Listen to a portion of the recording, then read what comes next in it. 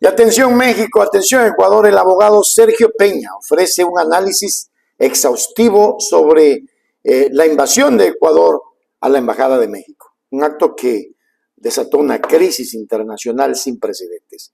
Según Peña, el proceso legal resultante de esta invasión podría extenderse por hasta 2 años, durante los cuales se determinarán las consecuencias y sanciones para el Ecuador.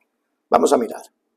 Básicamente este tema es muy sencillo. Hay gente que piensa que Ecuador ya ganó porque le negaron una medida cautelar a México, sin entender que cuando existe una denuncia, en este caso en la Corte Internacional de Justicia, existe un proceso que es mucho más lento que los tribunales que pasa aquí en Ecuador, que ya son bastante lentos. Entonces, al inicio se piden medidas preventivas. Una medida preventiva son las medidas cautelares. ¿Qué pasó? ¿Por qué se la negaron a México? Porque básicamente lo que México pedía ya estaba hecho. Entonces ya estaba protegida. La única cosa que pedían era protección a la embajada. Y la embajada ya estaba protegida. Entonces tú como juez, ¿qué puedes hacer? ¿Volver a decir sí, que la protejan? No, pues tienes que decir, se niega el pedido de medida cautelar, puesto que ya esto ya se hizo. Eso fue lo que pasó. Este será un proceso que demorará por lo menos 2 años, como dije yo en su momento en un análisis que hice, hasta que tengamos una sentencia. Y en esa sentencia, con esa sentencia, inclusive México podría ir a la ONU, a este Consejo de Seguridad, a solicitar que Ecuador sea expulsado. Hasta ese punto podemos llegar. Hay que entender algo muy claro. Lo que pasó aquí no importa si fue a Glass, a Pepito, a Juanito. Aquí lo que pasó fue que básicamente, para entenderlo de manera didáctica, Ecuador invadió un territorio extranjero, porque la Embajada de México no es territorio ecuatoriano, como dicen algunas personas, es territorio mexicano, por lo cual no tienes algo llamado, muy sencillo, jurisdicción o competencia, no la tienes. La jurisdicción es mexicana. ¿Quién podía, en este caso, detener al señor Glass de considerarlo necesario? Era, en este caso, la policía mexicana, no la ecuatoriana. Y hay algo más que la gente no entiende, porque dicen, no, es que él tenía una sentencia ejecutoriada, y te sacan la Convención de Caracas de 1954 y te leen el artículo, si mal no recuerdo, el 3, sin leer el 2 y sin leer el 4. Porque una norma se tiene que interpretar de manera integral. Si yo te digo, tú no puedes hacer esto, pero en el otro artículo te digo, será potestad tuya decidir, ¿ok? Porque claro, la Convención de Caracas dice, tú no puedes dar asilo a delincuentes comunes. Pero en el siguiente artículo te dice, esto será decisión y potestad del Estado asilante. Entonces, si tú consideras que el señor Glass es un perseguido político y no un delincuente común, México estaba en todo su derecho a hacerlo, nos guste o no. Entonces, ¿qué pasa? Dicen que era por una sentencia ejecutoriada. Nada más alejado de la realidad, porque realmente la sentencia ejecutoriada que Jorge Glass venía cumpliendo en la cárcel, él salió por una medida, en este caso un habeas corpus. Él salió de ahí. Es más, de hecho también podía cumplir el requisito de prelibertad, pero eso es otra cosa.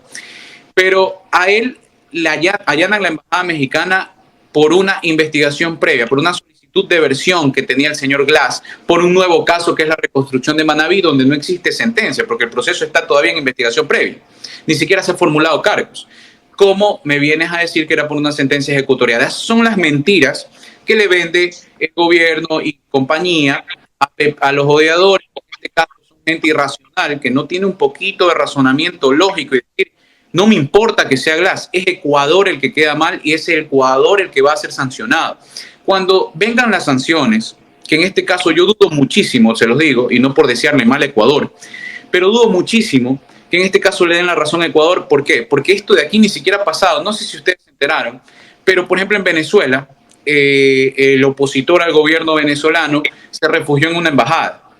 Y Venezuela, esa dictadura, cogió y le dio un salvoconducto al señor que había ganado las elecciones para que pueda salir porque tenía un asilo de una embajada en la dictadura venezolana. Le faltan las comillas, mi querido Sergio. Sí, claro. Y en este caso, en la democracia ecuatoriana, resulta que ahí no.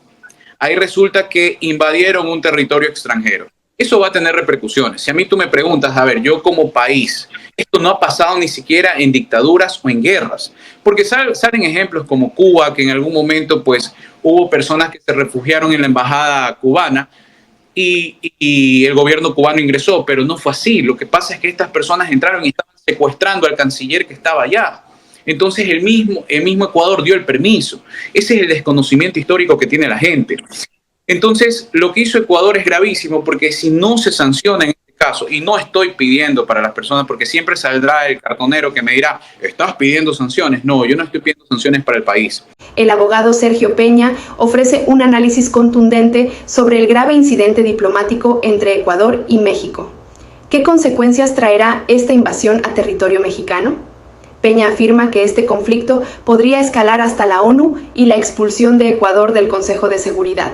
Descubre los detalles de este proceso que podría tomar hasta 2 años. Pero en este caso hay que entender que nadie está pidiendo sanciones para el país porque somos ecuatorianos y amamos nuestro país. Pero por el amor que tenemos al país, lo que hizo el gobierno ecuatoriano es lo que se debe sancionar, porque ellos fueron los que nos hicieron quedar mal ante la comunidad internacional al invadir un territorio extranjero. Si esto de aquí se llega a permitir, el resto de los países van a decir, si a Ecuador no le pasó nada, yo también lo puedo hacer. Y una de las cosas solemnes es el principio de inviolabilidad de una embajada. Hay que entender eso. Nadie está pidiendo sanciones para el país. Somos ecuatorianos y queremos nuestro país. Hay que sancionar la irresponsabilidad del gobierno que cometió este atropello, sin conocer el mínimo derecho, porque cuando intentaron justificar, sacaron la Convención de Caracas de 1954, sin leer el artículo que decía que esta es una potestad del Estado asilante. Él decide si es un delincuente común o no, y salieron también con la sentencia ejecutoriada que acabo de explicar. Era otro proceso por la reconstrucción de Manabí y era un llamamiento a rendir versión libre y voluntaria.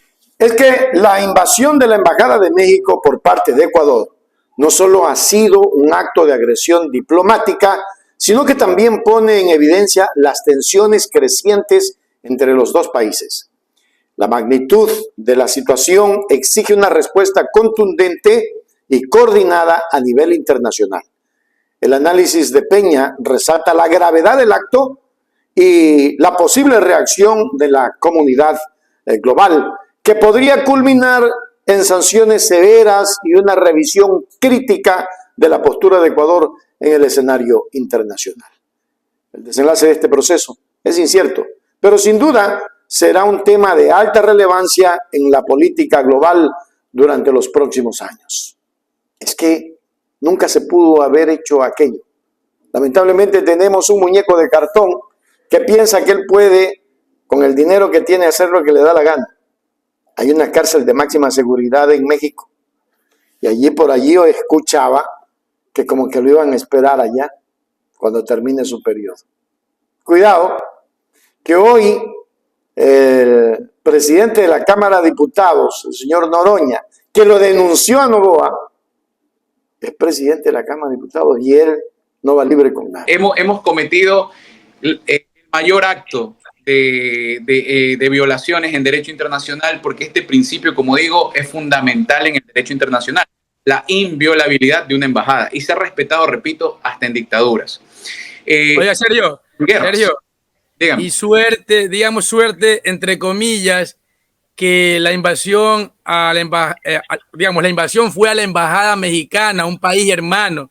Imagínense ustedes que este gobierno improvisado hubiera invadido una embajada, se me ocurre, no sé si tenga aquí Corea del Norte embajada, pero digamos que si lo tuviera, que hubiera querido invadir Corea del Norte, Rusia o China.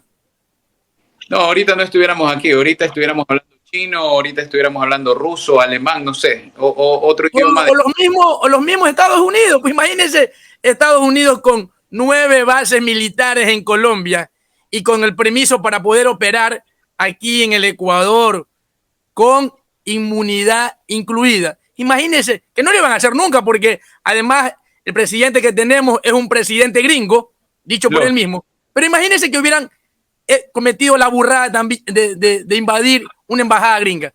No existiéramos como país ahora. No, es que es correcto. Eso es lo que la gente no dimensiona. La gente piensa que lo que pasó es un Barcelona-Emelec, un clásico donde puedes opinar cualquier cosa desde la barriga. y no entiende las graves consecuencias que hubiera tenido. Si México hubiera tenido un presidente tipo Putin o un presidente que realmente pues, fuera belicoso, por así decirlo, aunque hubiera tenido la razón, hoy estuviéramos en una guerra. Esa es la realidad. Porque, repito, esto nunca ha pasado y esto sí es causal de guerra, porque es invadir con, en este caso, fuerza militar y policial un territorio extranjero. Por suerte, el presidente mexicano era un señor mayor, tranquilo, que se quejó de la manera como se dice en diplomacia y no pasó a mayores. Pero repito, si esto hubiera sido a la embajada Rusia, ahorita estuviéramos hablando ruso.